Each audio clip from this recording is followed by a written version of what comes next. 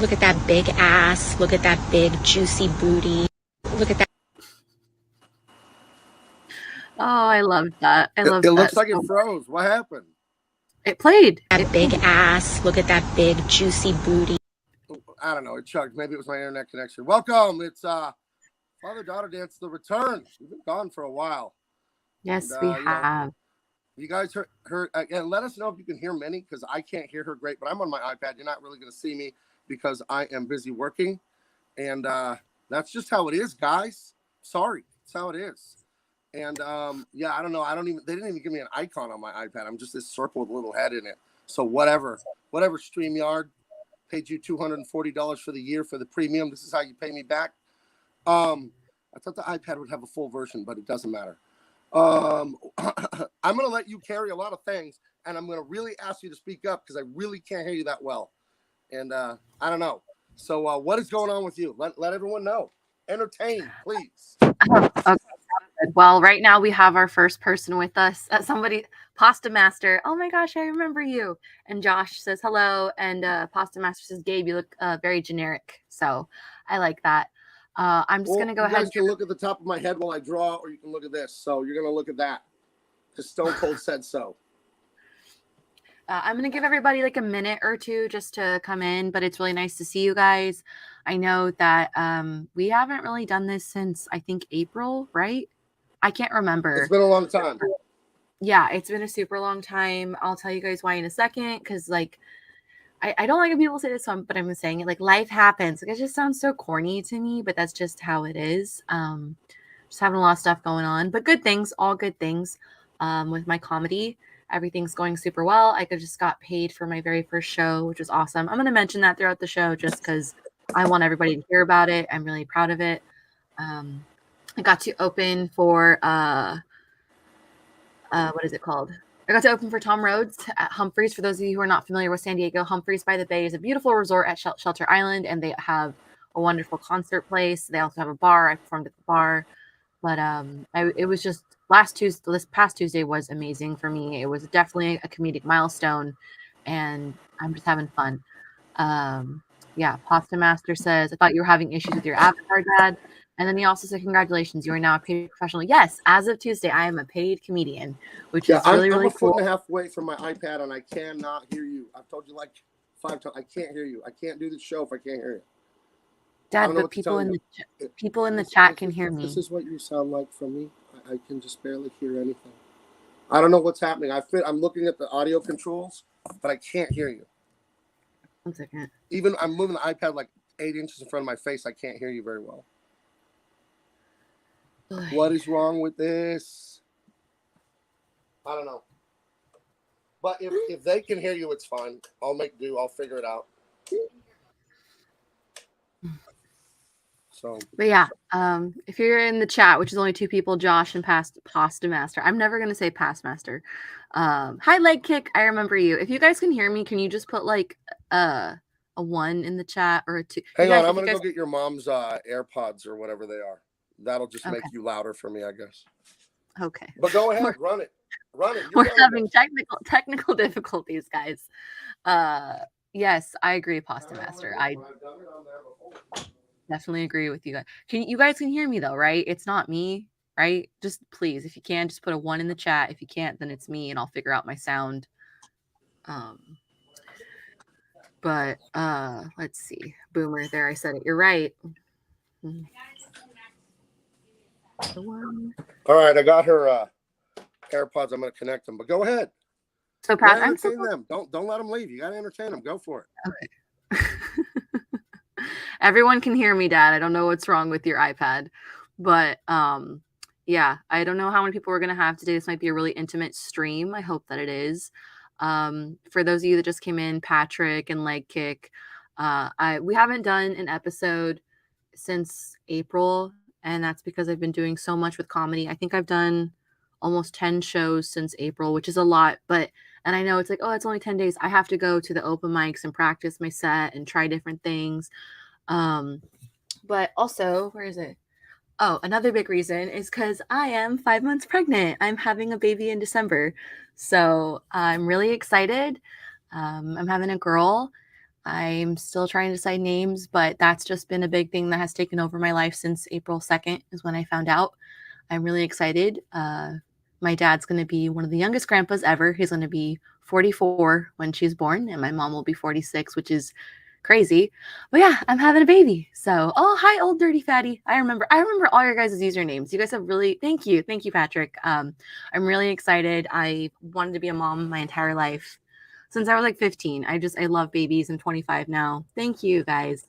Yeah, so having a baby has really taken over my life. I was super sick. I know it's not super interesting to guys, like you guys don't really care about pregnancy, but oh my gosh, it's just I was just throwing up. I've lost so much weight. People can't tell I'm pregnant because I've lost weight from throwing up, which is kind of ironic.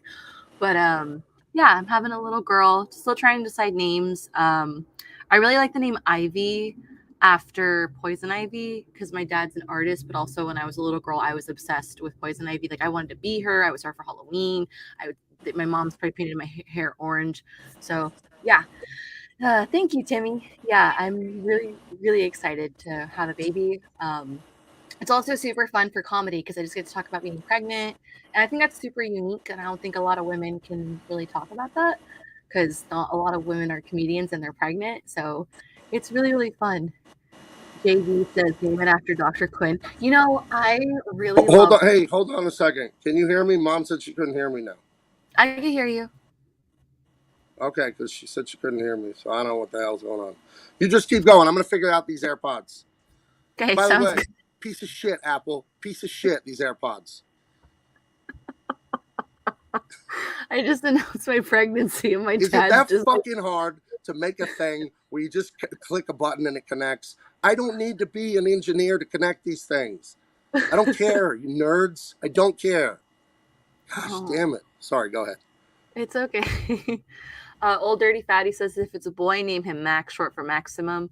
Actually, well, it's a girl, but yeah, I just kind of knew I was having a girl. I don't know. But yeah, so my dad's already acting like a grandpa though with the AirPods and everything. Hi, Guy from Red Bank. Thank you for coming. I know that we haven't had a live stream in a really long time. For those of you that have never watched it before, I'm his daughter, Minnie. I'm a comedian, and I just announced to everyone that I'm pregnant. So really excited. But yeah, I'm having fun. Dan says, "Hey Minnie, I hope you're taking notes. This set is gold." Oh, I love teasing my dad. Me and my brother tease my well, I guess we tease him, but we also just talk to each other about what's going on with my dad. Um like he loves to watch movies with my mom. It's great.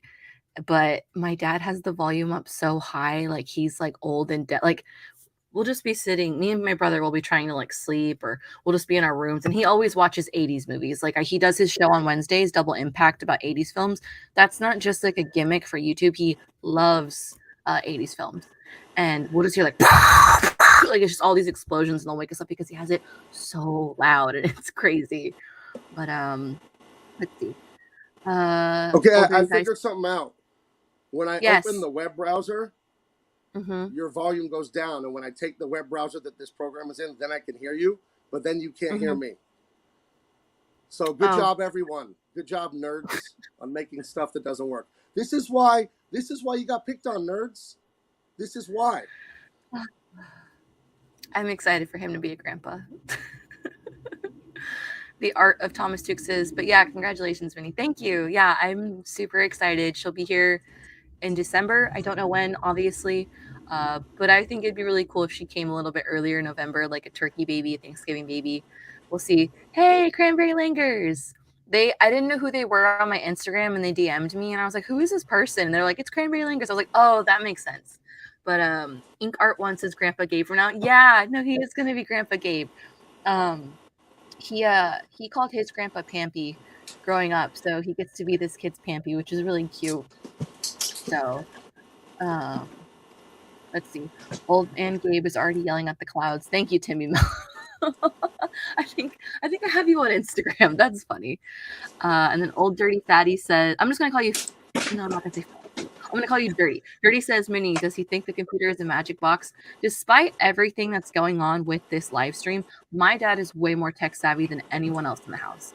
He knows how to fix everything. He updates everything. He tells us what to do and what not to do with our phones. He tells us what phones have, like, what is it called? Like recalls. Like this is just like a fluke that this is happening right now. Probably because it's the iPad, but he has to work on something while we're talking. So Cranberry Langer says, "Hey, Minnie, some nerds are fine. I'm a nerd and I'm super cool." Yeah, I think he's talking about whoever specifically designed the iPad and the way these two programs are interacting. But that's fine. I hope the chat is doing well. I don't know if you guys know, my dad is I never say it correctly. He's on Ripaverse. He colored a lot of that, I guess, which is really cool. Or I'm a really bad daughter. I know he worked on the book, and I know that it's the highest independent comic. I think it's the most independent campaign ever, actually, because Use the adapter from this to see. I gave it to you on the. Hi guys, I'm trying to get my sound to work. I don't think I have. Well, Mom said she gave it to you.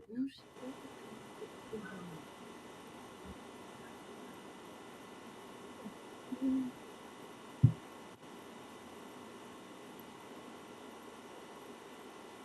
this is a great show, guys.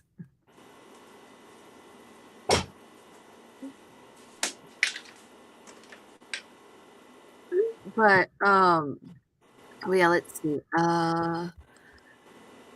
can tell people are cool because they tell who they are, and I am. Okay. The Art of Thomas Chuk says, "I can't comment, but I am an uncle twice over. Really proud of my bro, and it's really." Hey, I'm gonna enter the studio on my computer and use a different mic. I'll be back. Okay, sounds good. It'll be 2 seconds. Sounds good. I wish you all the best. Thank you. Yeah. Being a mother, I mean, technically I'm not. I'm a mom. Whatever. All my friends told me Happy Mother's Day. There I am, everyone. Can you hear me? Yes, everyone can hear you. Now I can turn your volume way up on my studio speakers. And what else can I do? Oh, I can play this again, by the way. Hold on. Okay. Hold on. This is when AOC sees me, Truth, Justice, American Way, and Isom by Ripa. This is what she says. Look at that big ass. Look at that big juicy booty. That's right. Go ahead. I interrupted you. Sorry. No, it's okay. Everybody's calling you Grandpa Gabe now, but not because of what happened, but because I'm having a kid. Okay, cool. All right, Yeah. You got to keep playing things. I'm drawing something. Okay, sounds good. Now, But yeah. I moved it to the microphone on the back of my iMac over here by my drawing desk. Can you hear me still? Yeah, you sound great. You sound good. Everyone Okay, put a one in the chat. One in the chat if you can hear Dad. Okay, that only took Dad 10 minutes. 10 minutes into the stream. Oh, I missed you guys. I'm very, very excited. Hey guys, don't buy AirPods. Suck. Oh man. Thank you guys for putting ones. I mean two. I don't know what that means. But yeah, I hope you guys have a good time. Who am I? Why am I here? Gabe mows his black sock. Yeah, you guys are just roasting my dad. But yeah, so it's been a really big 3 months for me. I know that we haven't really streamed, and I do apologize. I miss a lot of you guys. I have a couple of you on Instagram. I don't see Teflon Ron, but I talk to him all the time. But yeah, so I got pregnant. Teflon Ron has the greatest conspiracy theory videos. Yes, he does. It's the wildest shit ever. I don't believe half of it, but I love all of it. Yeah. Oh, I will always hear a conspiracy theory out because it is just right. You never know. It's fascinating. Like the mattress firm conspiracy theory. I don't know if you guys are familiar for that. With that, people claim that it's just used for money laundering because if you look, there's so many mattress firms and people don't buy mattresses that often. So, yeah, I kind of like that one. Anything, I'll always hear somebody out, even if I don't agree with them, because I want to hear their point of view. Maybe they have one good point in their argument that I don't agree with. Like, you never know. But Mighty Geek Studio says Minnie got grounded. I didn't get grounded, but you know, it was rough, but it was fun. I'm having a great time. I love talking about my kid on stage. I love teasing her. Yeah, I'm just having a good time. I think it's going to be such an interesting childhood for her because her mom's a comedian now, and then my dad is an artist. Like, she's going to be surrounded by artists, and then my mom is the most loving. She has a goddaughter, and that kid might as well be her own kid because she loves her so much. So I know, and she loves my dog. She literally has the dog sleep on her chest every night on the couch. It's really cute. So this baby's going to be so loved. A skin-to-skin contact? Okay. I don't know if you guys know this. I didn't know what skin-to-skin meant until like 3 months ago. Well, hold on. Many of the viewers may not know, so explain. Yeah, so I'm going to explain. So skin to skin is typically when a baby is born. On the topic of babies, when a baby is born and they put the baby on your chest with the mother or whoever, let's say, yeah, just the mother. The birthing person with a uterus. No, I was gonna say, or the parent that's adopting the kid just to bond, but usually it's always the mother. They put the baby on the mother, and that's bond. It helps bond, and the baby knows like it's close to you. They know your smell. Like they're a lot smarter than we think. And but typically the baby's naked, the mom's naked, like he's on her chest. So I didn't know that it meant naked. A skin to skin. I thought it was just like a cute little term of endearment, like, oh, we're so close. So for like a year, I would tell people, oh yeah, my mom just skin to skin with my dog on the couch like every single night. And I got some weird reactions, and I purely thought that was because of like, oh, your mom's like obsessed with the dog. No, it's because I'm telling everyone that my mom's just naked with my dog, and I feel so bad because I literally had someone go, oh, and I was like, oh, it isn't true. She's not naked with the dog. The dog is wearing one of those dog mini hoodies. Yes. Oh yeah, that's and it says baby on it. But yeah, I didn't know that, and I felt so bad. So sorry, Mom. I told everyone that you're a weirdo, and now we joke and say that she does skin to skin, even though she doesn't. Remember when you told everyone she does gross things?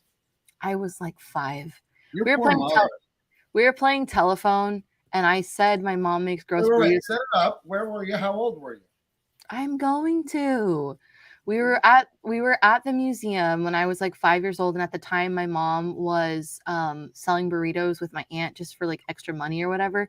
And I didn't like the kind she made. I don't remember. I just didn't like them. It was probably like egg and jalapeno. I don't know, something like that. I'm a pretty picky eater. And I didn't like her burritos. So we were playing telephone at the museum. We were like 5. Me and all my classmates and friends were playing, and I started telephone, and the person that ended it, and they go, my mom does gross things. My mom was so embarrassed at the museum, and I feel so bad for doing that.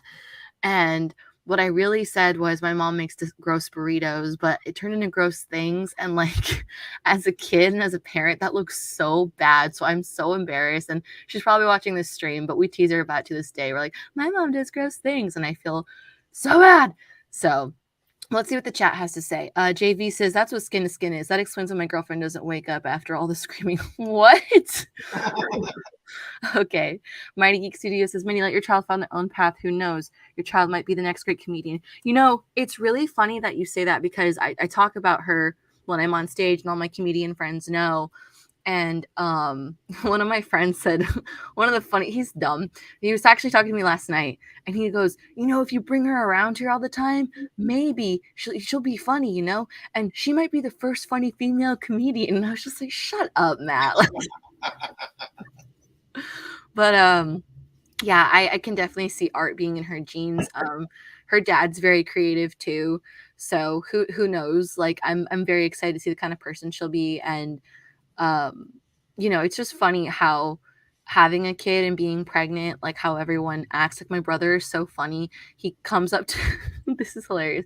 He came up to my belly, and he was like, he goes, you're gonna be a genius, you're gonna be so smart. And then he like walked away. He's like doing positive affirmations with the baby. I loved it.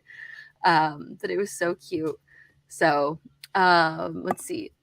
Dirty says, does that mean I've been inappropriate with my dogs? It's okay, I won't tell anyone. Timmy Mello says, before we know it, the baby will be in front of a drawing tablet 6 months after birth. She will not be a dirty iPad kid. No iPad. They're going to learn analog, pencil, paper, paint, ink. You don't go digital first.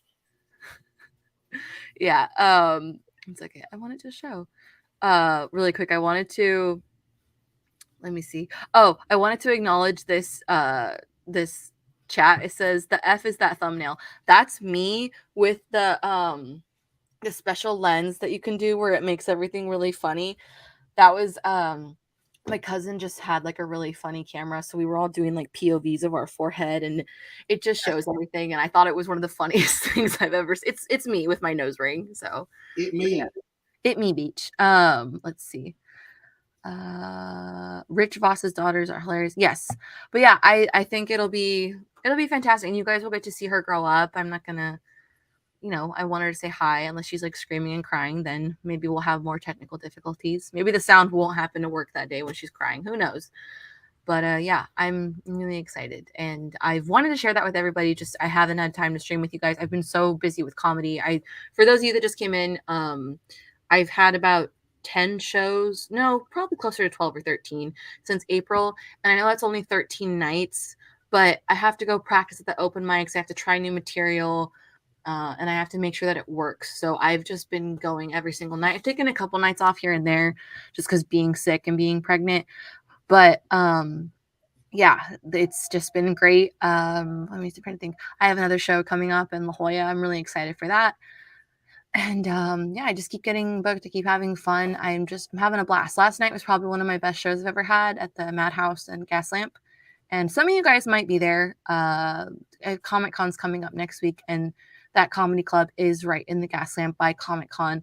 I unfortunately will only be at Comic Con for like one day, but yeah, I'm really, really excited for you guys. Go see a show. Go to the American Comedy Company. Go to the Madhouse. Go to the Laugh Factory. Support them all. There's a really good comedy scene in San Diego, which I don't think a lot of people realize that. But there's like about 5 good clubs and lots of good hotel venues too. So let's see. Andrew Wilson said, "What occupation does the father of your child do, Minnie?" So he is like in the tech industry, and I am going to be kind of you know what I'm glad about? Huh. Adam Carolla always jokes about this. You know someone's having a tough time when you ask them what they do with their living, and the sentence starts with "right now." Now that's not my joke. That's Adam Carolla's, but it's so true. Nobody says, "Well, right now I'm president of Uganda." No one would say that. So right now, thankfully you didn't say "right now" at the beginning of that. I am going to be a little bit private about her dad, but I will share some things with you guys, but I'll explain why I'll be private. He's a big tech person. He works for just think of like Postmates, DoorDash, stuff like that. He does like all the behind the scenes client relationships. Even Mark Zuckerberg, just tell him. Yeah, no. And then also like some airplane companies, but actually I'm pretty private about it because some serious health stuff has been going on. I don't really want to share about that right now, but if you guys could just pray for him that he heals emotionally, physically, especially physically, mentally. He has a lot of stuff going on. I kind of want to be low key, and I'm not trying to be rude to anyone asking. Of course, it's a normal question, but he's okay and I'm okay, and that's my biggest concern is just everyone being okay and alive. So that's the most I'm going to say without getting too much into the like nitty gritty of it. But yeah, I'm very excited. I hope she has her dad's green eyes. So we'll see what happens. But let me see. Cranberry said, "Cool, congratulations on YouTube, Minnie. Thank you."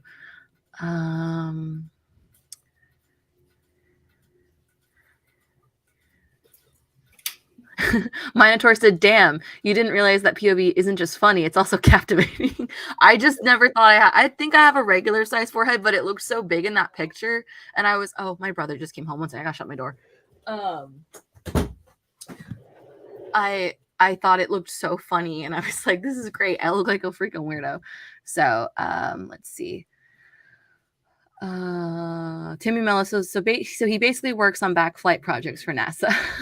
Yeah, no, he's very good in his field and at what he does. I'm actually really happy about that because I feel like he always has something going on for him. So good for him. I doubt he'll watch this, but whatever.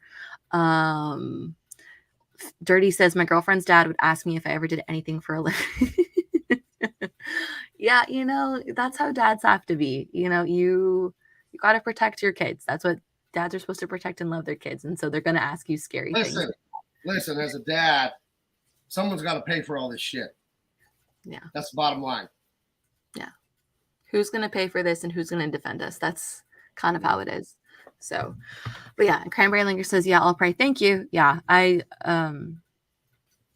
the biggest thing is just physical, that everything's okay, because it's not everything is rainbows and sunshine, and that's just the reality of the situation. But he's making a good recovery, and that's all that matters. So Saldra and TJ says, "Howdy, y'all." Hi, I like that. Howdy. But yeah, if you guys have any other questions, let me know. I could talk about this baby all day, and I know it's probably not what a lot of guys. I know most of you guys are men. I think we have like one woman in here, and that's probably my mom. But I could talk about the baby all day. Being pregnant has become like my personality, and it's just fun. You know, it's such a unique experience, and I actually think it's a bummer guys can't experience that, because like you're literally growing a life inside you. It is so cool. I felt her for the first time last week. It was like 2 little kicks, and I was like patting on my belly, not hard, but I was like doing like baby Morse code. I was like, please come back. I want to feel you again, because I didn't feel pregnant until I felt that. I just felt like I was hungover for 3 months. But Dirty says, gotta go, Minnie and Gabe. Just remember, moms are not supposed to tell dirty jokes. I know. I have thought about that. I'm like, oh man, I gotta watch my mouth now that I'm having a kid. Cranberry Linger says, what's it like seeing babies now that you're bearing a child? I just get excited. Like, look at this cool outfit. I'm going to take her to the beach in this. She's going to be a beach baby. I get excited. I think it's precious, and I know that it's special, and it's so cool getting to like just watching them develop. Like, what are they going to be? Like, I'm sure my parents saw me. They're like, we didn't know she was going to be a comedian, but I also have my dad's personality, so I'm sure they knew I was going to do some sort of art. They just didn't know what kind. But yeah, we'll see. It just makes me happy. My cousin, this is crazy. Me and my cousin she's giving birth in October and I'm giving birth in December, which is so cool. Like, we've never had somebody that close in the same year. So I'm really, really excited. Barrett X says, do you know about fetal human? I don't know how to say that word. No, I don't know what it is. If it's something sad, please don't tell me. If it's something cool, let me know. I don't like hearing about sad things. I know that's not good, but just like with babies, I'm like, oh, don't tell me. I don't want to get sad. But yeah, so it's fun. I would love, what was I going to say? Oh, now there's more people. I want to hear you guys' suggestions. Someone earlier said to name her Harlequin, which would be like so cute, but I'm not going to do that. I think that's what, Dad, who's that famous guy? Kevin Smith, right? Yeah, he's a soy boy now. He used to be funny and he's lame. So yeah, so that's a bummer. He took the Hollywood money and he repeats the lines they tell him to say. And it's sad because he's a mega talent. He's mega funny. And it's sad. It's like The Rock. I used to love The Rock. And now he's like, the potato instead of The Rock. He's just soy now. Potato. So whatever. Yeah. What happens? Cranberry Linger says Christmas baby. Yeah, she most likely will be a Christmas baby, which is going to be super cool. So my family's like 50-50. I love the name Ivy. I've been told some not nice comments about that name, but I think Ivy because my dad's a comic book artist and I loved Poison Ivy, but also it's just so pretty to me and it's very like crunchy granola. But Mr. Joker 1128 says the fact that your kid will grow up with characters like American Way and Isam. I never know if I'm saying that correctly. Is it Isam or Isam? I would say Isam. Isam, okay. It's pretty dang awesome. Who needs toys? Playmate style for kids. Ethan Cyberfrog style for us guys. Yeah. No, I think it's gonna be fantastic. Like seeing, I just hope she loves art. I'm not gonna force anything on her. I wanted her to find what she loves, and I wanted to pursue it. Everyone loves art. That's why everyone is captivated by Stranger Things and all the amazing movies and books and music. Art is part of us, and nothing touches your emotional center of your brain like stories.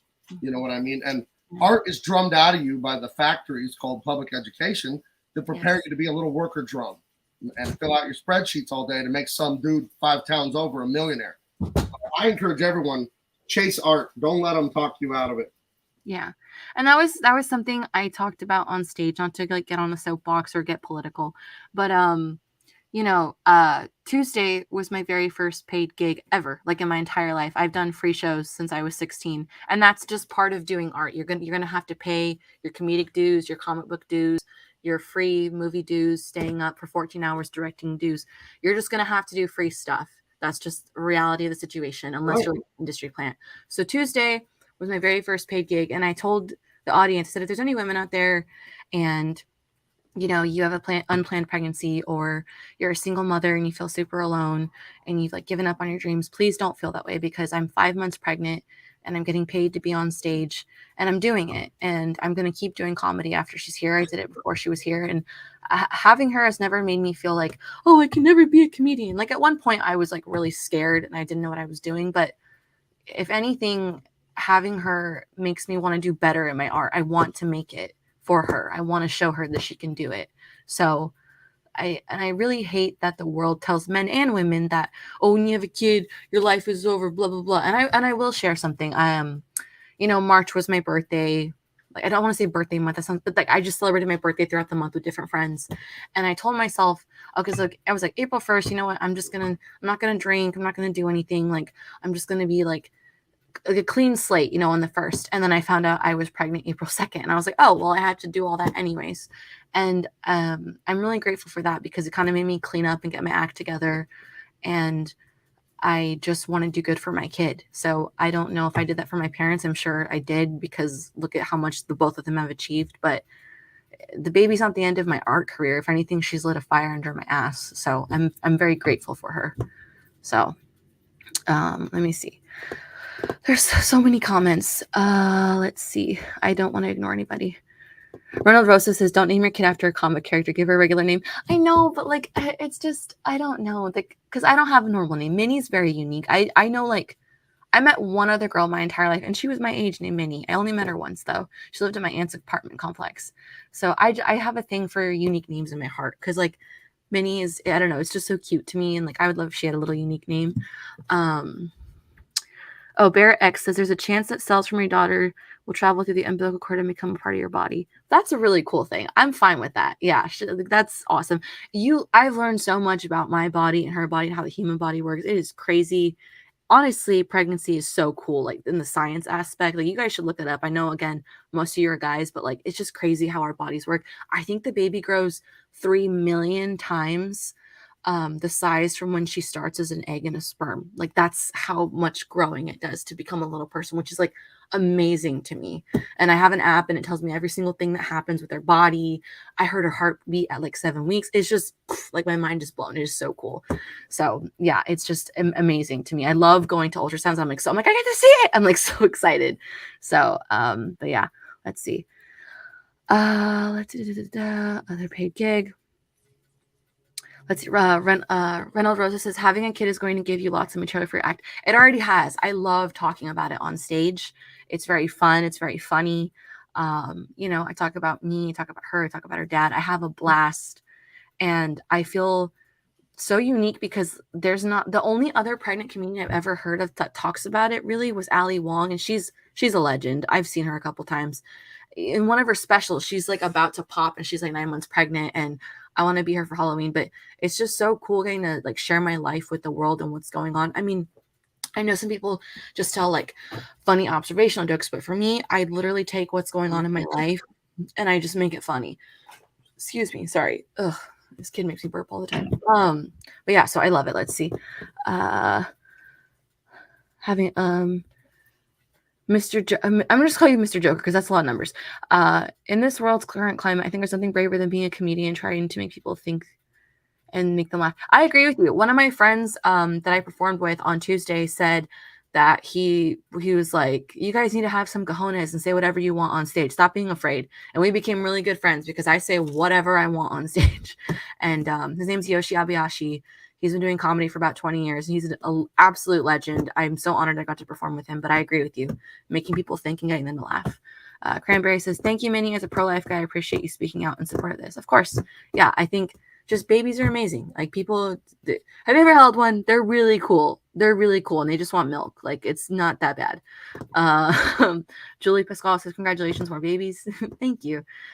John Del Rose says, hail, Gabe. Hail, Grandpa Gabe. Let's see.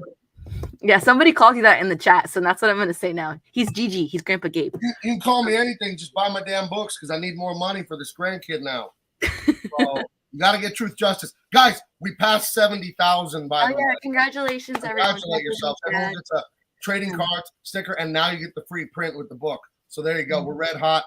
It's in the description. Buy it, guys. Come on. We need that. Thank you so much. Let's see. Mr. Joker says, I think it was Carson who said after a bunch of doctors, lawyers, police, and firemen told him after a hard day like to relax, watching him be funny, he realized how important comedy is. That's exactly how I feel. You know, in that song Piano Man, he says like they want to forget about life for a while. That's what people want. People need comedy. Life, it doesn't matter where we are. Life is very, you know, everything that's going on right now, it's a pretty tough, hard time. And I think just sitting back and laughing, that makes everyone feel better. And especially me, like when I'm having a really hard day or something, I just put on, I don't know, a TikTok. I put on a comedy special. in high school, because high school was a very hard time for me. I think it's hard time for everybody. If you had a good time in high school, I'm very happy for you. I wish I had that. I would just listen to 3-minute segments of Joe Rogan's podcast on Pandora, when Pandora was a thing. And I would just listen to him all day because I couldn't stand school. I had a really hard time. And honestly, that doing, and my parents signing me up to do stand up, that's what got me through it. So you're 100% right. What Carson said, it's not even just people that are like, fireman placement. It's everybody. Everybody just needs a second to just chill because life can just be so intense sometimes. Guy from Red Bank said, "Don't worry about me. I'm always ignored." I don't know what you said earlier, but you're not ignored now. So you're welcome. Let me see. Hunch the Dirty Roofer. You guys have the weirdest usernames, but I love it. Gabe, how about if we pay for baby formula? It's better than money right now. No, if I don't have to give her formula, cash. I'm very Middle Eastern when it comes to this. Cash only. No. Cash, my friend. I need cash from you. That's very sweet. I would like to give her milk because there, if there is a shortage, I don't want to take away from others, but also I would donate milk too. That's not to, I'm such a good person, but I don't know, maybe there's somebody in San Diego watching this. If you need milk, I'll meet you up and give you some milk. Let's see. Grandpa Gabe is slowly reaching his goal. Yeah, we hit 70K and then he's in Ripaverse and he was part of that, which is amazing. Oh, by the way. By the way, the highest grossing comic book in the American market. Mm-hmm. Guys, it isn't Spawn. It isn't Batman. Yeah. Nor is it Tom Taylor's Superman, Son of Kal-El garbage. Mm-hmm. Oh, no, friends. It's Isom, and it's mine. I sit atop a pile of the bones of my enemies, looking out on the land that I now own with you, the Comicscape fans. You guys did it. We're number one. And they can see. That's right, because that's who I am. And that's who you guys are. Yeah, congratulations. And I'm so excited. That's crazy. But Dad, don't you have the highest grossing independent fundraiser of all? Like, didn't you pass Keanu Reeves? Yeah, you guys might have heard this actor dude named Keanu Reeves or something. Yeah, he had like the highest one and we blew him out the water. But nothing personal, Keanu. I'll have to get in touch with these people, I guess. And yeah, nothing personal, buddy. But blew you out, blew your doors off. So there you go. Yeah. And we're just getting started. So what we proved, Eric July and myself, what we proved is that you guys are not a bunch of dirty racists. I guess they were wrong about you. I guess they were wrong about this country. But I'll turn on my camera. I know. I'm in my garage. There's all the mailers for these are my drawings. I'm working on some. If you guys knew what I was working on right now, you would flip. It's one of the biggest things I've ever worked on, but it's right now. But there's all your mailers for Truth Justice. There's the trading cards on top of it. There's a random air conditioner, a bench press. This is where I live, guys. This is where I'm working all the time. But yes, Isom, we sit atop. We sit atop the pile. There was a big slugfest, and we win. We're 4 days in, and we're going to breach 2 million. And Truth Justice is taking off like a rocket ship. So I couldn't be more proud of you guys. No. And thank God. Thank God I don't have to go make those ugly comics with those people anymore. All right, I got to get back to my desk. Okay, sounds good. But yeah, thank you guys for backing T-Jaw, and thank you for backing Ripaverse. It like just dawned, like I hadn't fully processed. I was like, my dad worked on like the biggest independent fundraiser. Like that's crazy. And so I don't know. It's just I'm just taking it all in. I'm so excited for him. My mom's excited for him. I don't know. I know a lot of you guys don't have me on Instagram, but I post this every once in a while whenever my dad does his streams with Ethan or whoever. My mom is so supportive. Like I think I'm a pretty supportive daughter, and I know my brother's really supportive of my dad. My mom is literally the definition of a ride or die. She watches my dad's YouTube channel up on the TV, then on her laptop and on her phone. So he has 3 viewers at like 3 extra viewers, and she watches it and she knows his numbers, and then she talks to him after the show. Like it makes me so happy. Like, hang on, I gotta turn my camera back on. Okay. No, that's me. I'm sitting atop my throne. Oh, okay. Yeah, that's right. The view from up here, satisfying. I wonder how Superman, Son of Kal-El is doing. Cancellation numbers, perhaps. That's sad. Maybe don't make filth that hates your country and your customers. You know, it's not a good idea. It's mean. It's bad. But it's not too late to turn your life around, Tommy boy. You can do it. I believe in you. Oh man, Uh, but yeah. So Dad's in on the what is it called? The bones of his enemies. I don't know why I have such a bad brain fart. But yeah, just thank you guys for all the support. It's very, very encouraging. And I love seeing that now that I'm older and I understand how hard it is to make it in art and that it is a lifestyle and everything. It is so exciting for me that I got to see my dad become an artist. I got to see my parents both graduate college, and become like the best in their careers.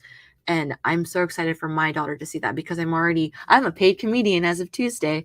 So I'm so excited for her to see the process of me make it as a comedian because I currently am. I'm doing it.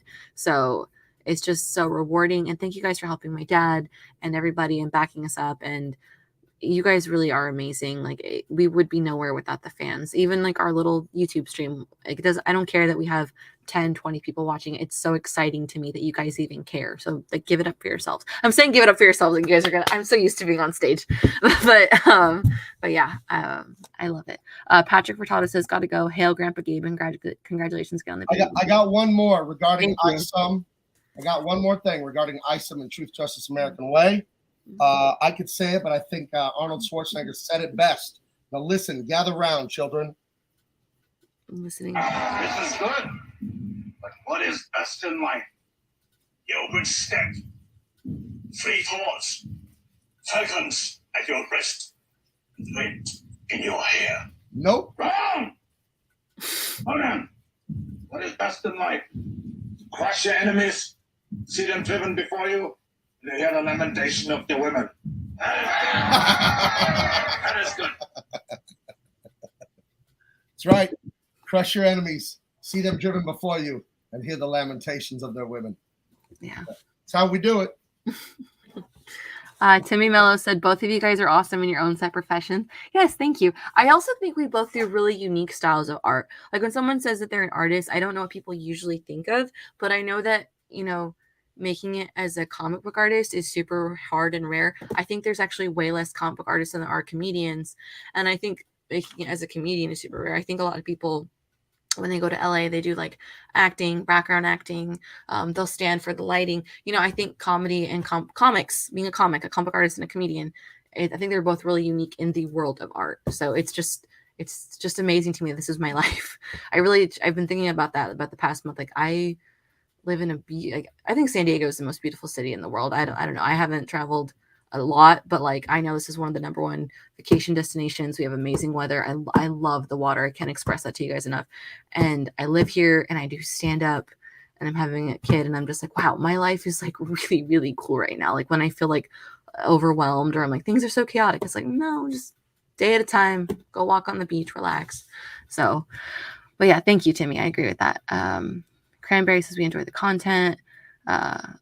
Took says yes. Becky S says love to see a family stick together. Yeah, family is very important, and I know that now more than ever. Guys, I have the highest selling comic book in the land right now, dollar wise, and it doesn't matter compared to family. What it's all about is your kids and your wife and your family, your husband, whatever you man, woman, whatever you are.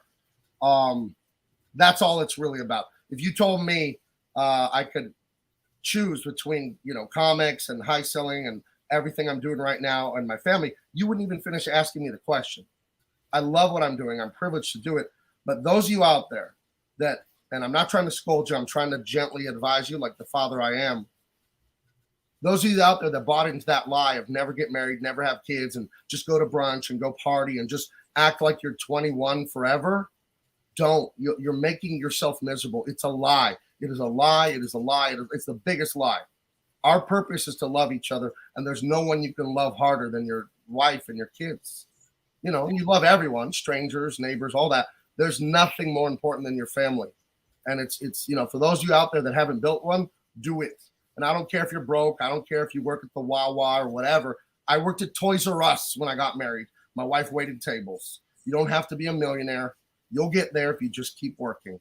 You'll get there. It's okay to be broke when you have kids. It's fine. A lot of people are broke when they're young. Don't buy into this shit where you got to date till you're 35 and got to own a law firm and own 5 houses, and then you can finally have a kid.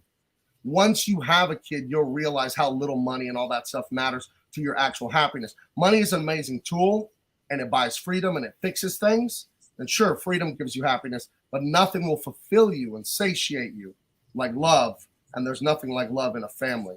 So I want a lot of you out there to understand, do not buy into that Forever 21 thing. Bill Burr had a funny joke about the store Forever 21. He said they should open another store for some of these old hags called It's Over, Bitch. So I had to tag my sensitive rant there with something dirty. Sorry. You're fine. Oh, man. But yeah, I agree with that on that. I haven't even met my kid and I already love her and I'm so excited. It's a good thing I don't have like a credit card because I would have like 100 different outfits already. And I mean, I get stuff from family and friends and I'm like so excited. And oh, really quick, we got a super chat.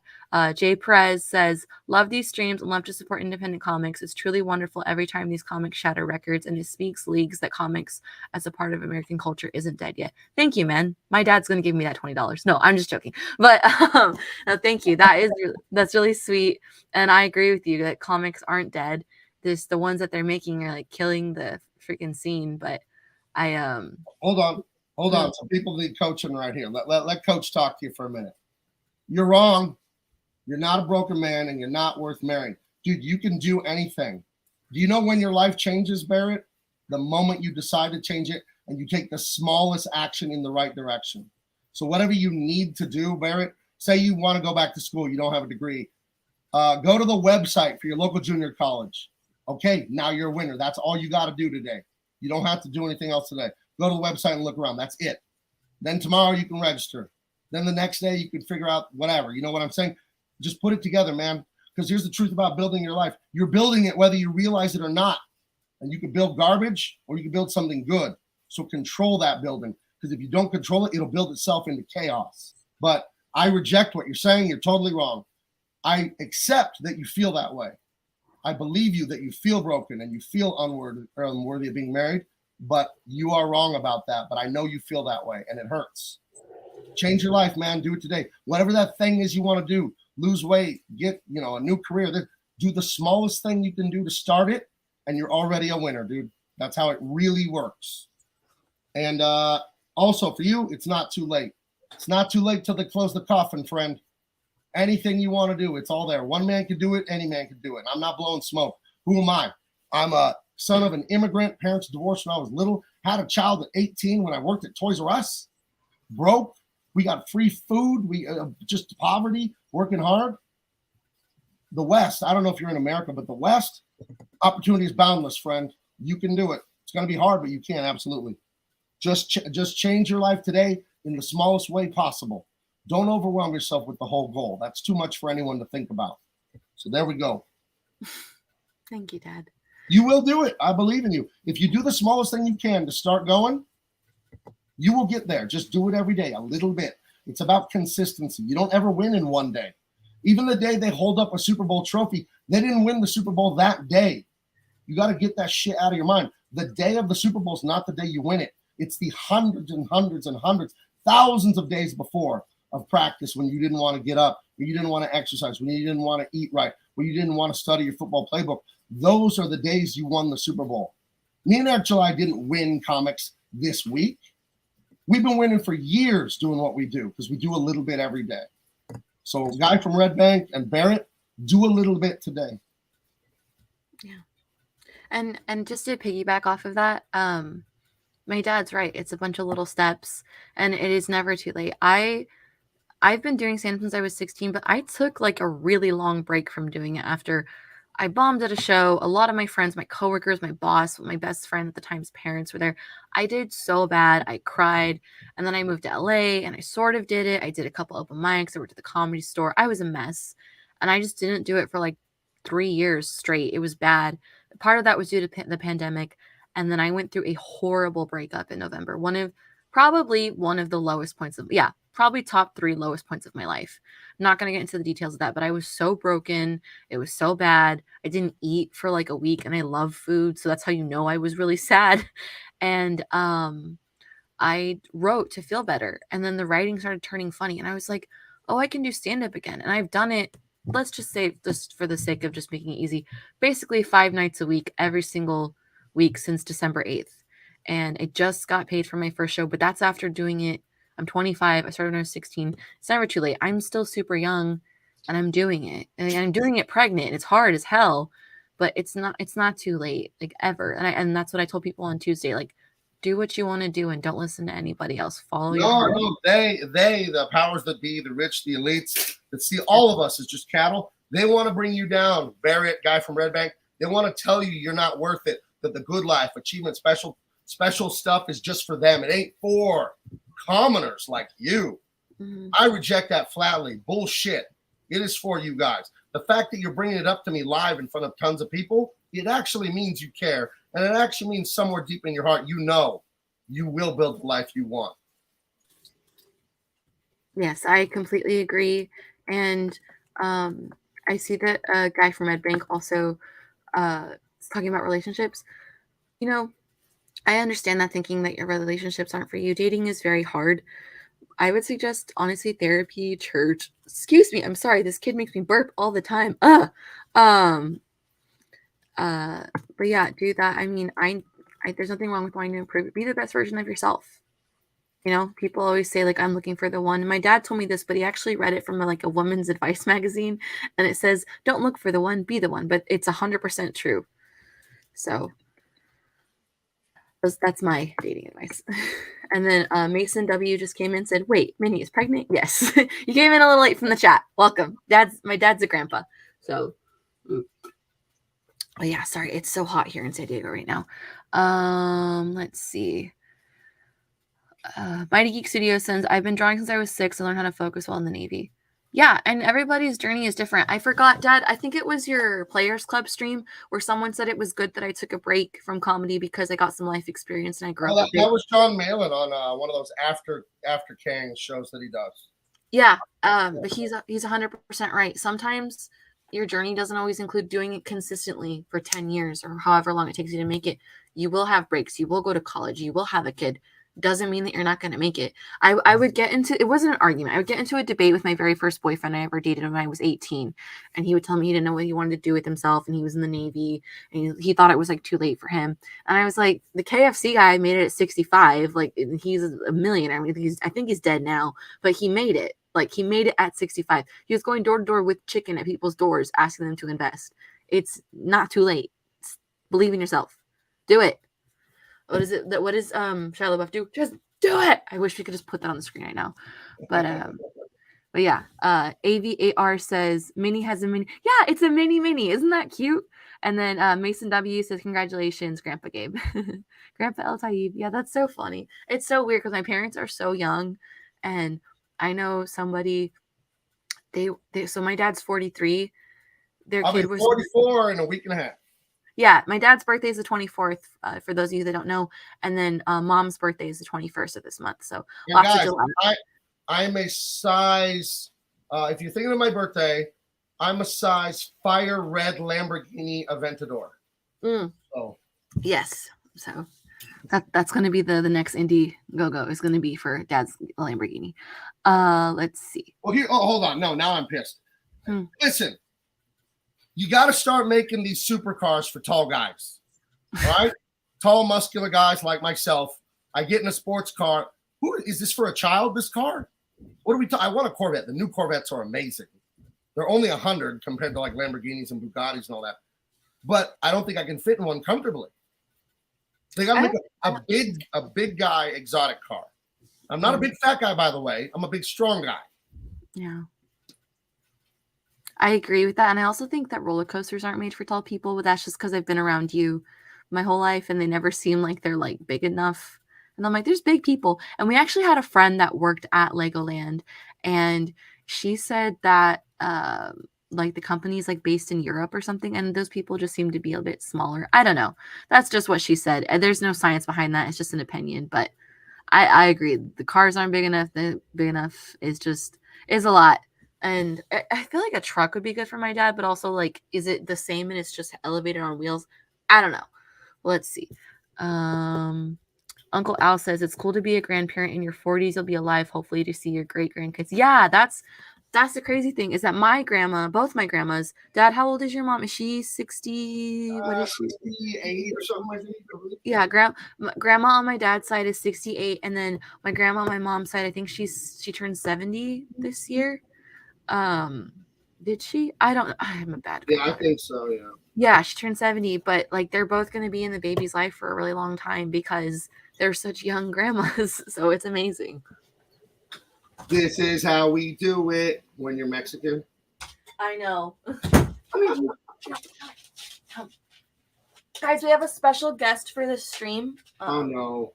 It's my other baby. No, don't. No, this is the world's laziest man. No, he's just a baby. Say hi, Gene. Okay. Goodbye, Gene. I'm putting him down. I gotta act like I don't like him, and then I'm the one that feeds him the most snacks. I know. You guys want to hear something? That's how all dads are with the dog. I know that the meme of I don't even want this dog. It wasn't like that, but my dad's like, "Who's making him fat?" And then my dad like gave him like a plate of bacon the other day. I'm like, "You are." Remember, I went on vacation to Grandpa's for like 3 weeks, and he lost weight while I was gone. This is true. My dad wasn't. It was just me, Mom. It was me all along. I had no idea who was making him gain weight.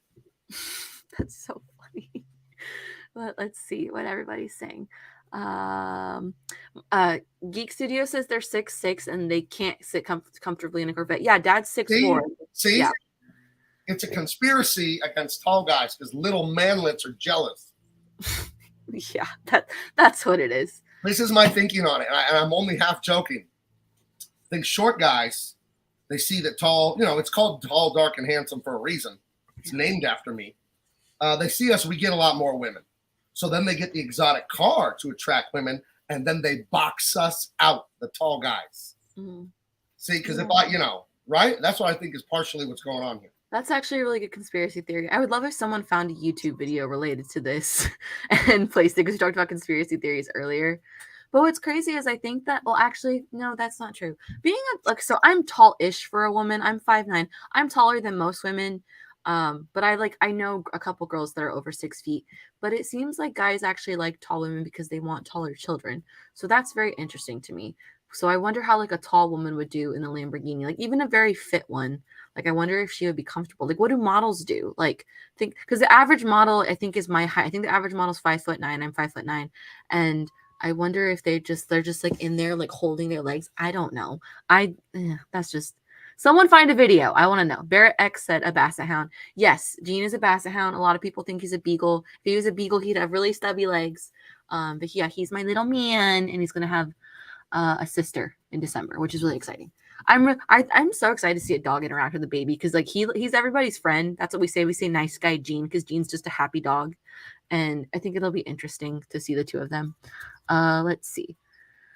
Uncle Al says basset hounds are in general notoriously lazy but undeniably cute. Yeah, you know what's weird is Gene's our third we love basset hounds. We've like only had basset hounds. He's not fat, but I take him to the dog park almost every single day because I want him to be healthy. But he's not like stingy with his food. I don't know. He's really small. I think he was the runt, but he's my little buddy. He loves to snuggle. He just skin to skin with my mom. Okay. Everyone says hello. Not everyone. Cranberry says hello, Gene. J Press says yawn. I don't know what that's referring to. Oh, because the dog yawned. Yeah. Let's see. 4,000 beagles need to be adopted. Rosa, we want another dog, which is having a kid on the way is just kind of too much in the house. We also have chickens. I don't know. You guys should follow me on Instagram. I post about the chickens every single day. We have some chickens, and I think with 4 chickens and 2 dogs and a baby, that might be a bit much for everybody. So I think we're going to stick to 1 dog and 4 chickens right now. So we'll see. But Mr. Joker says, Life with Louie was my favorite show growing up. His dad was the best character. Life with Minnie animated series in the future. Gabe would be a great animated father character. I think it would be so much fun to have like a little show or something. And I love interviewing people. I mean, you guys see me carrying this stream. I have no issue talking. I love interacting with you guys. I would just love to interview people. I actually have a special mic my parents bought me to do a podcast. And I was supposed to start that at my birthday, March 9th. And then I just started performing a bunch in March, and I just hadn't had the chance. And then I found out I was pregnant in April, and my life just took a detour. But I actually just talked to one of my friends the other day, and I really want to do my first episode with him. So we'll see what happens. I'm sure my dad will post about it for me, which is very kind. Geek Studio says the average supermodel stands at 5'10". Okay, so I'm an inch shorter than the average supermodel, but still, how do they do in the cars? Are they comfortable? I don't know. But a mini mic.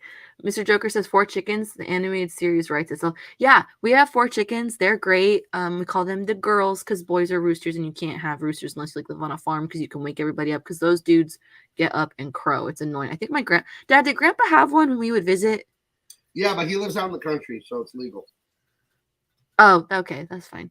But yeah, but his rooster died. Oh, There was a gopher, and he put poison down the gopher hole, and then the rooster went over and picked it out of the hole. Oh, that's sad. But yeah, we have chickens. That sucks. That makes me sad. I liked that rooster. My grandpa's had animals my entire life. It was cool seeing that growing up. Remember the goat I got in a fight with? Oh my gosh. So you guys always know there's like an alpha in the animal kingdom. The head sheep was such a jerk, and he would try, and we were little, we were in middle school, he would try and buck us, and my dad wasn't paying attention, and it got speed, and me and my brother both went, "Dad," and it bucked my dad in the ass hard. And my dad turns around and punched it in the head, like where its little horns are supposed to be, and it didn't even hurt. Oh, I know it hurt the sheep. It didn't make a noise, but it like looked at my dad, and all the sheep were behind it, and he went, "Meh," and then they all ran away from my dad. So that'll teach that sheep. No, but I feel so bad. It bucked him in the butt, and I just remember being like I didn't know what it was going to do to my dad. But let's see. Most advice won't apply to you because of your height. Yeah. Shadowhawk Talks says, "Hail, Gabe and Minnie. Thank you for joining us." Uncle Al says, chickens for fresh eggs sound really good. What is the egg output from 4 hens? So I don't know if a lot of people think this. I thought chickens laid eggs every single day. That's actually not true. Chickens typically lay eggs 4 to 5 times a week. And since there's 4 of them, they're on constant rotation. But we usually have 1 to 2 eggs a day. Sometimes the girls just aren't feeling it, and there'll only be 1. Sometimes we'll get lucky and there'll be 4. I don't know if Mom's still watching this. Mom, can you comment how many eggs we have every week? We have a bunch in the fridge. It's great, and it's really cool. We actually, chorizo, for those of you that don't know, is just like Spanish sausage. We made chorizo and egg burritos with their eggs. Their yolks are so much more orange. It feels like so much more natural and cool, and I really enjoy it. I kind of low-key wish I lived like on a little farm in San Diego. That would be really fun, just if I could have like a couple acres, just me and my chickens. I would want like 2 goats, like those little African pygmy goats. I'd want 2 goats for goat's milk, and maybe like 2 cows. I don't want an animal by itself because I think it needs a friend. The only one by itself is Gene, my dog, but that's just, he's with us all the time. He's not by himself. But yeah. Oh, Dad, Evolution DL1 says, your dad became the alpha male. He did. That's right. Guess who was eating lamb chops like a month later after my dad slaughtered him? Oh man. That's why Grandpa has the sheep. I killed sheep with him when I was 12. Yeah, no, you you're look not. right into their eyes and slit their neck. You have to. Yeah. You have to. Yeah, I'm not looking forward to having to. I don't like that. I'm very. I think that everyone that eats meat, you should hunt or fish or slaughter an animal at least once in your life to learn the respect of like this thing's giving its life for you. You know. To eat. Yeah, I feel so guilty if I ever don't eat meat. I'm like, this animal shouldn't just die for no reason. So, let's see really quick. Claude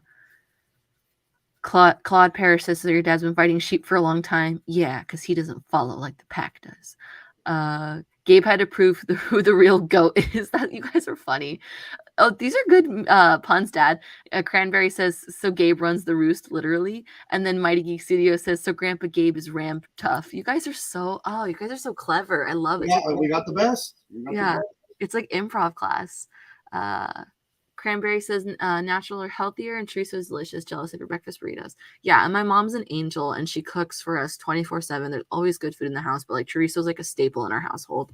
I don't bring it up too much, but I laugh at the other comics get guys trying to get their wife to make them a sandwich or whatever. My wife works full time and literally makes me 3 meals a day, and I don't even ask her to.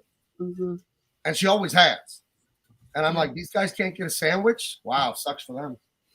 Yeah, no, my mom, like, I see how hard she works. She cooks, she cleans, she works, she takes care of the chickens, she takes care of me, she takes care of my brother. She always thinks of, she's always prepared. She's like a Boy Scout, and I mean that in the nicest way possible. Like, she is. We'll be somewhere, and like, or I'm like, oh, I'm cold. She's like, oh, there's a blanket in the trunk. Oh, we have water. Oh, I brought an extra jacket. Do you need a hat? Like, this woman's like on top of everything, and I'm just like, oh, you're gonna be such a good grandma. Like, I'm so excited. But and me making the money I'm making now, and you're going to make money doing comedy, and your brother, you know his business. So the three of us are in a race to retire mom. So when you back the book, you're going to help my angel of a wife just quit her job. She's a high-level accountant, but we want her done with that. You know? Yeah, I really do want that, not even just to help me with the kid, just because of how hard my mom's worked my entire life. Obviously, her and my dad have worked hard, but like, we're telling you guys everything mom is doing. We would love if this year, if dad or me or my brother, because we all have really good careers ahead of us, especially my dad, but me and my brother are both like making it in our industries right now. One of the three of us wants to retire out mom, just like, it's a race. Yeah, pay off the house and just retire out mom. That would be the dream. So, but yeah, Uncle Al says, Minnie, when you first did stand up, did you have to overcome stage fright, or were you always comfortable performing in front of people? I always think it takes huge courage to get up on stage solo. So I was a little nervous. I was nervous, but not for the reasons you might think, because she was worried that she would be too funny. Yes. No. You know, I'll just be honest, I'm a little bit of a vulgar lady when I'm on stage. I like pushing the envelope. I like saying things you're not supposed to say, and I've been that way since I was 16 years old. If I were to put a video on Twitter right now, I would get canceled. And really, I don't give a shit. I don't have a Twitter. But I was nervous because the things I say at 25, I was saying at 16, and I was performing in front of my parents. So that was a little bit scary. And I actually cried to my teacher, Sandy Seashore, rest in peace. That's her real name. Her family established and started the comedy stores in Hollywood and La Jolla. I cried to her and I said, I'm going to get in so much trouble for saying this in front of my parents. And she actually talked to my mom after one of my comedy lessons and was like, you got to let her, I think she's like, you got to let her say whatever she wants to say or something like that. She was just telling me like, Minnie's afraid to say that. And my mom was like, oh, we don't care. And I calmed down and I thought 3 minutes was the longest time on stage. No, it's not. It's not at all. So I was scared because I really wanted my parents to be proud of me and I didn't want to get in trouble for what I was saying. But I get like, not anxiety, like I don't want to do it, but you know, like when you're about to go on a roller coaster, you're like, oh, it's going to happen. Oh, it's going to happen. Like, that's how I feel. So I'm excited in a positive way. Very rarely do I not want to go on stage because I love my art so much and I love making people laugh. But yeah, I don't think I'm a shy person. I think I really get that. Like I'm really quick on my feet. I inherited that definitely from my dad, and like being everybody's friend, I 100% got that from my grandma Linda and my mom Adrian. They can socialize with anybody. I actually bring my mom sometimes to like comedy places, or I'll go out with her, or she'll meet my friends, and everyone's like, "Your mom is so cool." Like it's just, I don't know. I'm not a shy girl. I loved doing announcements in high school. Like I would go and like tell everyone about our theater performances. I ran, like I was like the announcer for like a guitar concert that I had to do in high school. Like I'm just not shy, and I actually love addressing a crowd because I don't know, I've been told I have really good stage presence. So I do get nervous, but in an excited way. Like I can't wait to go to Disneyland the next morning. Like that's or the night before Christmas. That's how I feel. So to answer your question, let's see. Dad, Barrett X said I passed 1.9 million. Let's go. Yeah. Let's go. Timmy, Yeah, sorry, go ahead.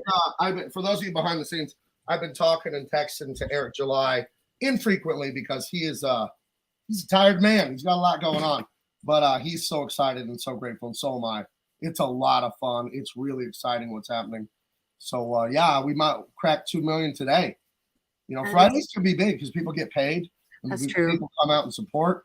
So yeah, we'll see where this goes.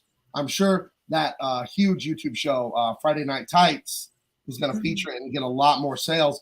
And these things grow momentum, and it's like you're watching your favorite sports team. You want them to run the score up and set a record. So I think a lot of you guys out there that haven't supported, or just other people, they're going to be, oh, we're close to 2 million. Let's push it over. And I think that could happen tonight. That emotional momentum of the fans.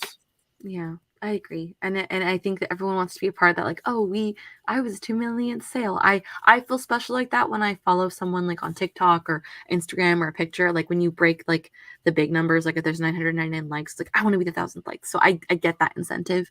Um uh Al said, very cool, thanks to hear. And then Luke says, holler if you hear me, I hear you.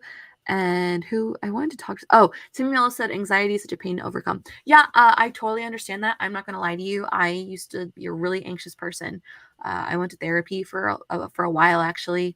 But also, I fight with the voice in my head that tells me I don't want to do something. I'm like, oh, it's so scary. It's like, don't listen to that. Like, why are you going to let that dictate how you live? And I don't mean that in a condescending way, because if I didn't do everything that I was afraid of, I would not be where I am today. And I know that's scary and it's easy for me to say, but there's actually this exercise that this therapist taught me, and my dad was talking to me about it. And it sounds silly, but it's true. And you literally just say things you're grateful for. Like, you're grateful for this mic stand, for this cup of water. Someone really close to me actually just had a panic attack the other day, and they were texting me and they're like, I think I'm dying. My heart's beating out of their chest, but this person's in their 20s. And I said, you're not dying. You're having a panic attack because you're having anxiety.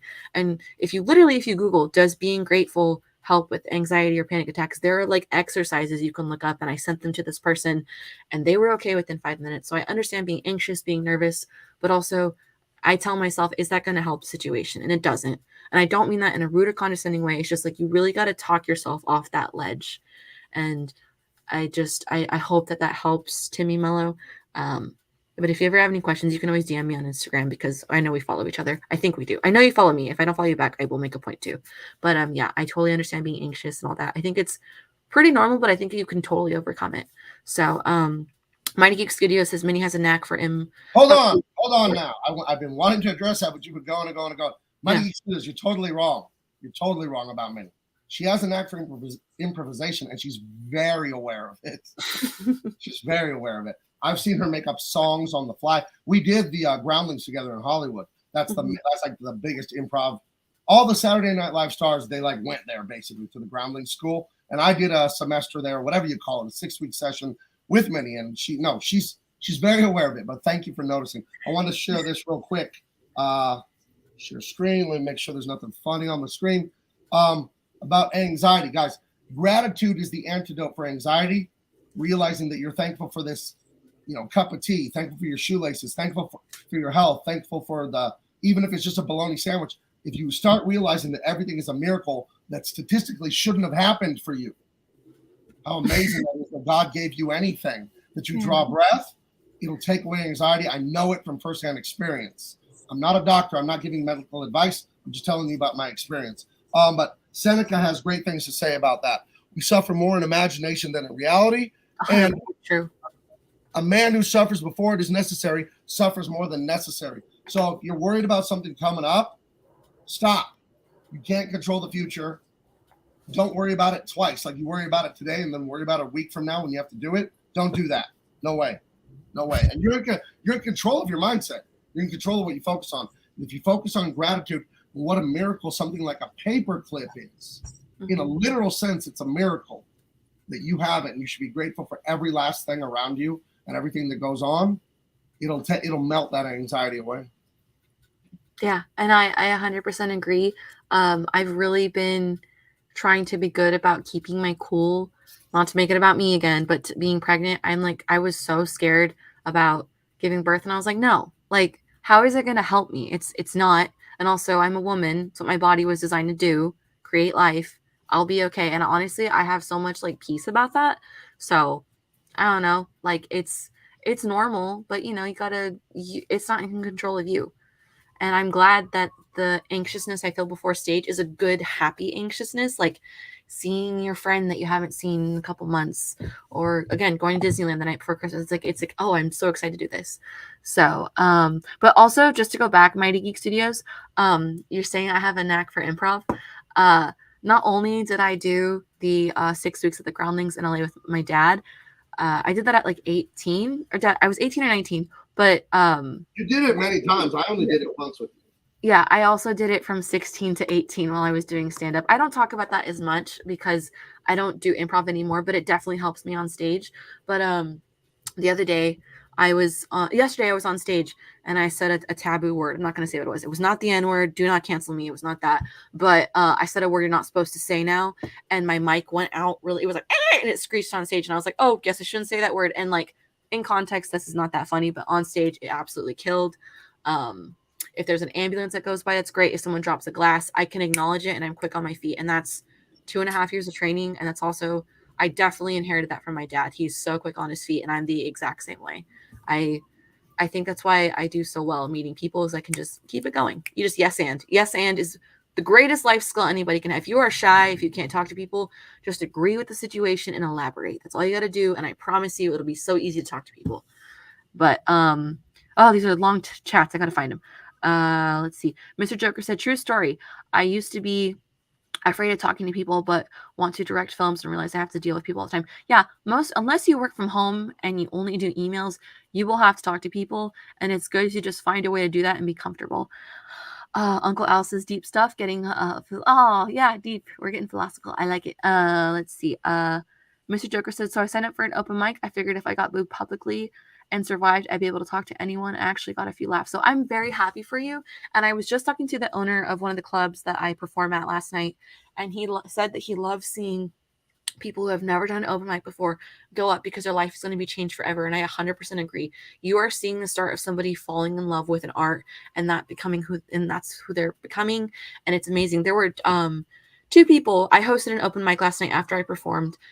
One guy had never performed before. Another guy, I think it was his second time performing, and they both did really good. They didn't do their full amount of time, which I totally understand because 3 minutes feels like forever when you're up there. But it's after you do it for a while, you're like, oh, I can do 3 minutes.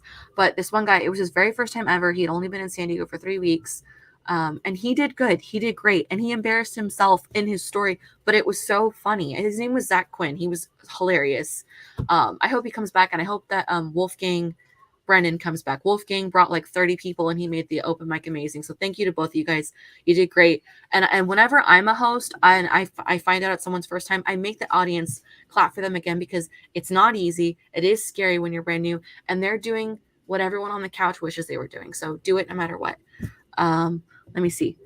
Let's see. Cranberry says, therefore, do not worry about tomorrow, for tomorrow will worry about itself. Each day has enough trouble of its own. You know, my brother just told me that when I told him I couldn't sleep because I was afraid of, I went to a trip recently with my family and friends and I got 2 hours of sleep because I kept waking up and I was scared that I was going to miss the trip. Jay Press says, she said a wordy dirt. Yeah, I did. Yeah, I'm not going to say on the air, but I was just like, Luke says that I will love their channel. I'm sure I will. I got to be honest with you guys. I don't watch a lot of, this is an embarrassing confession. Me and my dad both work in pop culture. Dad, are you on the mic? I don't hear any noise. I'm here. Me and my dad both work in pop culture, but my dad is so much more tech savvy and pop culture savvy than I am. You guys really want to know the truth? If you go on my YouTube history, it's like lessons from the Bible because I just started getting back into like learning stuff with that. And then, but most of it is illegally streamed Judge Judy. That is what I watch on YouTube. I don't watch anybody's channels. I don't do it. People are like, what do you like to watch on TV? It's literally Judge Judy. It's Judge Judy and Stranger Things, and that is it. And that's because my dad and brother really got me into it. So now I'm like hooked. But I feel like hooked on what? Stranger Things or Judge Judy? Stranger Things. I mean both. but yeah, I just watched Judge Judy, and then they'll delete the channel that I'm subscribed to, and I'll find it's a lot of illegally streamed Judge Judy from Japan, but the English is totally fine and it's not dubbed over or anything. I don't know where it comes from, but thanks, dudes. You're great. Let's see. Eric the Guapo, I remember your username. Hi, man. Hope you're doing well. Just to catch you up on things, I got paid for my very first comedic gig, and I'm 5 months pregnant. So you're an uncle, which is cool. But yeah, it's. How is he an uncle? I'm just joking. I don't know him, but do I have someone I don't know named Eric? No, I was just being silly. I don't know. Your mom's Mexican family. I'm always hearing about a new cousin. This is true. I don't even know. Your mom comes up to me about her big Mexican family. She's like, yo, new cousin just dropped. It's true. Yeah. She'll be like, oh, my grandma goes, oh, your cousin Pinky. And I'm like, I do think it's for Mexicans, it's illegal to use your legal name. It's got cousin Pinky, cousin Sleepy, cousin Chona, and it's like, does anyone have an actual real name? No, that's not what we do here. Yeah. But yeah, you know what's funny you say that Mexican because I think my kid's gonna have 2 last names, which is like set for those of you who are not Mexicans, a very Mexican thing. I don't know if you guys ever had any Mexican friends growing up. Their names were like Maria de Hernandez Jesus. That's what you do. So like if my mom wanted to do that, she would be like I'd be like Minnie Gabriela El Taib Kazara is like just something like that. That's just funny to me. The super long names, like especially when you see them on the gravestones and it's like Maria Jesus de la Ghetto, and I'm like, what is this? This is the longest name in the world. I like when they're reporting the news on the street and they're speaking with a normal American accent, and then they'll be like, "All right, this is Guadalupe Carmelita Sanchez for News 8 CBS." Yes, where they just come somewhere out with an accent. I love that. Or like, I saw someone making fun of books you have to read in high school. How like all the writing will be in English. It'll be like some sort of Mexican writer, and they'll be like, "I was in the field with my abuelita," and it'll just be a word in Spanish like that. I think stuff like that is so. I don't know. Twitter's so mean, but I understand what they're doing. Like it's funny. Sorry, I thought of a really. I don't care. I'm gonna say it. I saw one of the funniest and meanest tweets ever. Apparently this is an unpopular opinion. First off, I know I'm not a model. I'm aware of what I look like, but I saw someone tweet. They said, I just saw a picture of Jackie Kennedy. Now I understand why JF Kennedy was all up on Marilyn Monroe's ass, and someone called her a hammerhead shark, and I was like, that is so mean and so funny. I feel so bad. I have to find the tweet, but like it just showed Jackie Kennedy, and then it showed Marilyn Monroe, and I was just like, oh my gosh, this poor lady. I can't imagine my husband being in charge of the country and he's cheating on me and the whole world knows. Oh my gosh, I'd go into hiding. I couldn't stand that. Well, let's see. Cranberry Linger said de la Rosa de las Hermanas de las Iglesias del Corazón de Santa Maria. I love that. There you go. That's fantastic. Univision. Dad, what does Univision mean? That's the big channel down in Mexico. It's like CBS or NBC. I think it's actually owned by NBC. Univision. Yeah. Oh, okay. Punto com. See. Okay, see, I knew someone would disagree with me. Uncle Al says that's pretty unfair. Jackie was a good-looking woman. JFK was just the horn dog who was dealing with constant back pain. Back pain doesn't make you cheat on your wife. Get out of here, Uncle Al. But I think he's saying JFK was hopped up on all kinds of painkillers. Oh, I'm dumb. I apologize. That makes so much. I was like, what does that have to do with the pain? He might have been allegedly on benzodiazepines. Yeah, that's true. Don't forget De La Vega self-plug. Steven says De La Vega self-plug. That's funny. What does that mean? La Vega? Mom, are you in the chat? I don't know what a Vega is. Vega. It's De La something. I don't know. I didn't realize like how many things in San Diego are in Spanish just because to me that's English, even though it's like, does that make sense? Like San Diego, that's Saint Diego. But in my head, I'm like, yeah, it's San Diego. I don't think about that stuff. Eric the Guapo says, what I am surprised about is Bush Sr. being faithful to his wife. Allegedly. Let's be honest. Let's see. Purse. Las Vegas, the purses. Oh, so the purse. Okay, that makes sense. But yeah, Uncle Al, I apologize I thought you were like using, my back hurt. I cheated on my wife. We were just watching, and me and my family, we were just watching YouTube videos of this guy doing loyalty tests with couples. I don't like that guy. That guy's a troublemaker. He's an instigator, but I watched a couple relationships be destroyed on that channel, and that was crazy. I saw one girl take her keys from the guy and go, "You got long legs, you can walk home," and I was like, "Damn."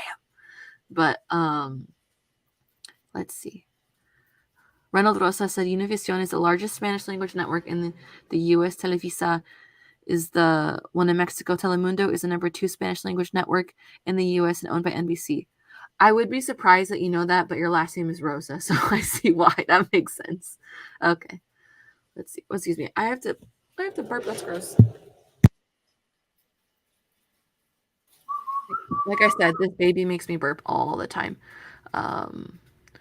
Uncle Al says, no, you're right. Pain doesn't excuse infidelity. I just think the pain made him seek out an outlet for relief. Yeah, no, I agree. It just went right over my head. I was just ready to fight someone in the comments, like, fight me about Jackie Kennedy. Because my mom told me the same thing. My mom was like, she was pretty. And I was like, okay.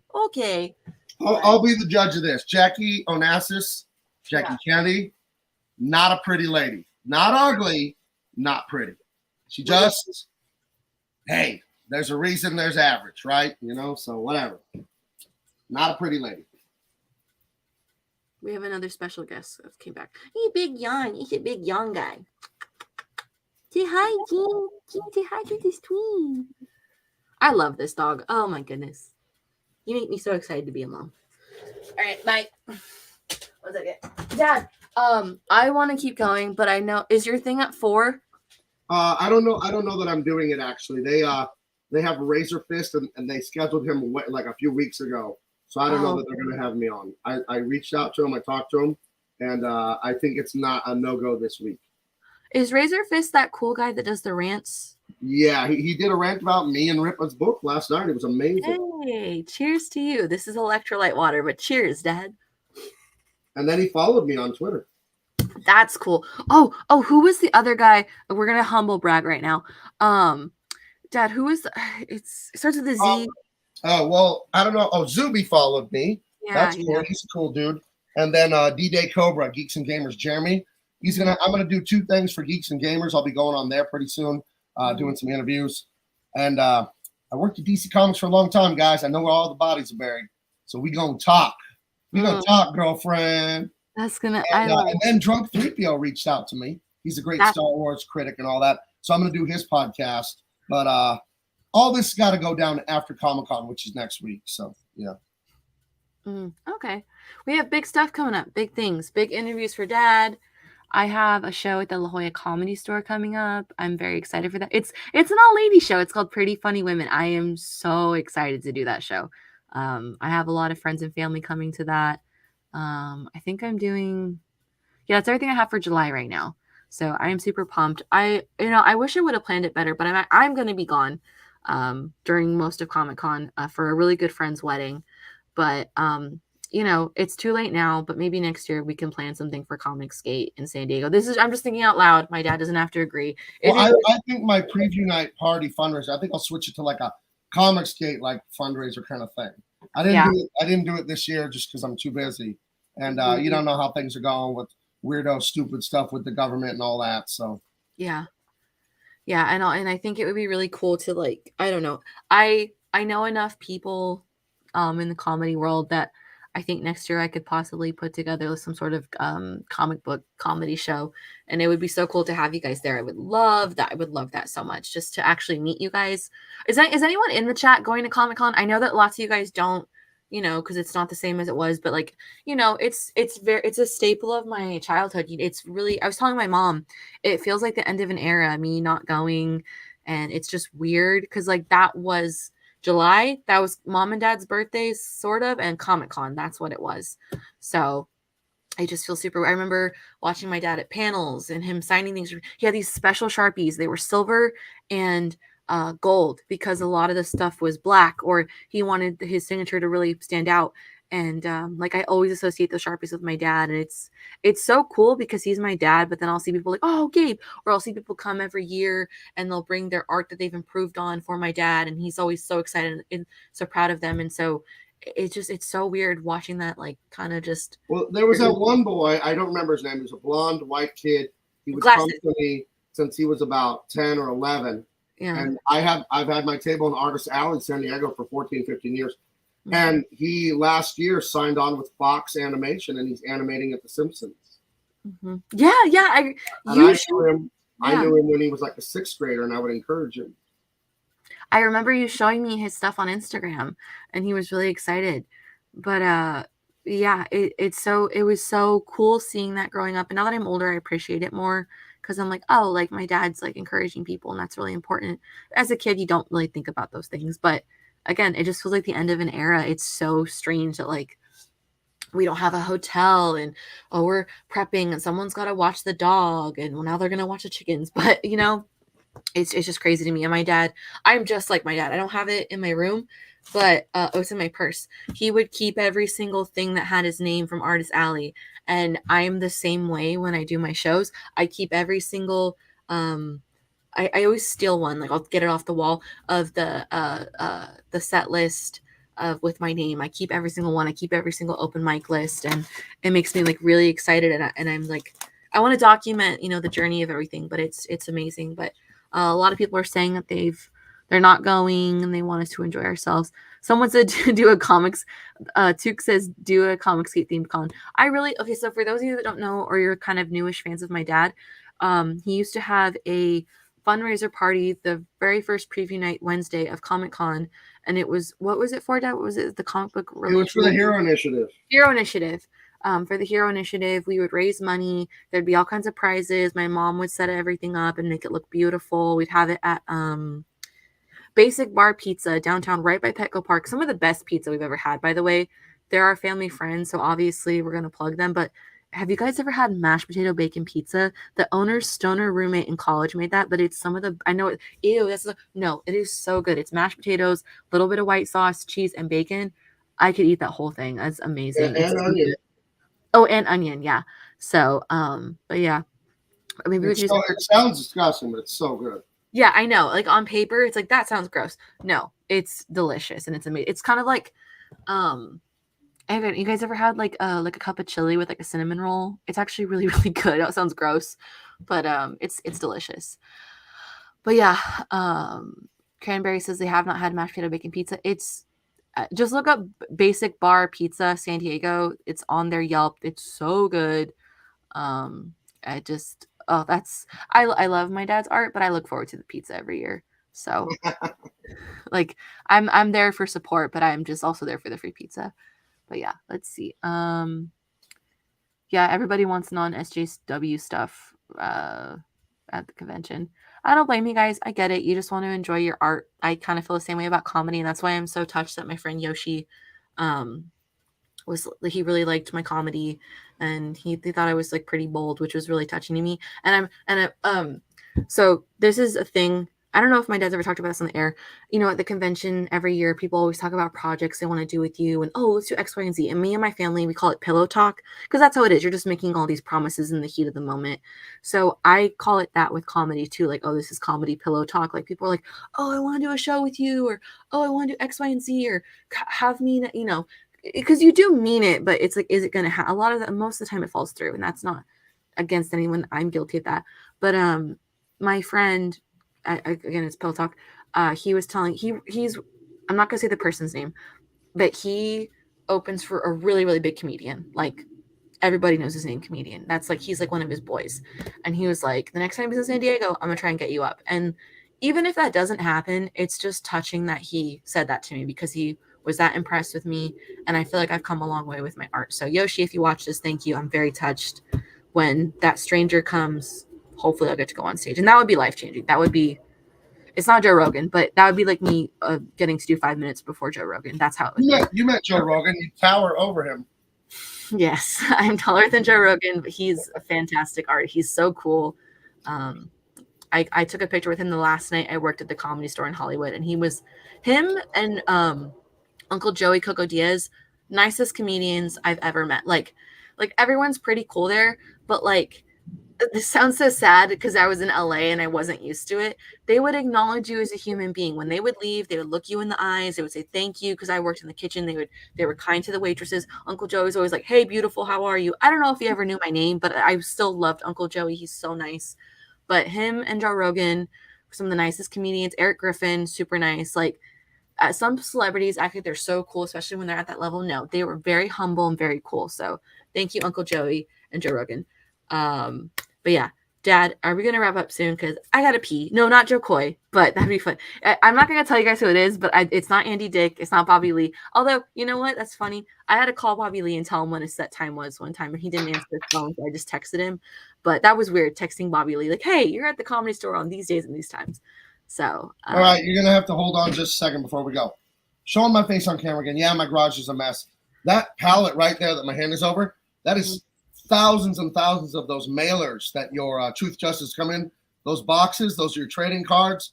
Now that we passed 70K, I'm going to get you guys the prints. And I still am working on the design for the sticker because David and I need our own like company logo. And we're tossing around some ideas. So the sticker can't be done until I do that. But dude, we passed 70,000. Isom with Eric July. We are coming right up on 2 million inside of like 5 days. So yeah, things are going pretty good. You know what I mean? So make sure and click the link in the description right now, guys. Go get Truth, Justice, American Way right now. I mean, we passed 70. Let's just keep it rolling. I have new awesome stretch goals for 90,000, 100,000. Let's get this thing up to 6 figures quick. Let's get it up there. Let's enjoy that momentum of ISOM. You know, I'm really, David is just drawing away. Oh, by the way, David has some new pencils that look amazing. I'll flash something on the screen here. If you're not convinced to buy Truth, Justice just yet, this will convince you. This is in Gary Martin's hands right now. Look at that villain there. I won't tell you his name. I'm super proud of that villain. I came up with his idea when I was sitting right at that bench rest there I was doing back rows. I remember where I was when I was doing it. I was doing some back cable rows, and I came up with the concept for this villain. And holy cats, you're going to love this thing when you see it. So yeah, these are David's pencils, and Gary's going to be getting to inking this thing right away. So yeah, that's new pages coming, and we'll show it. I'll record myself coloring, all that great stuff.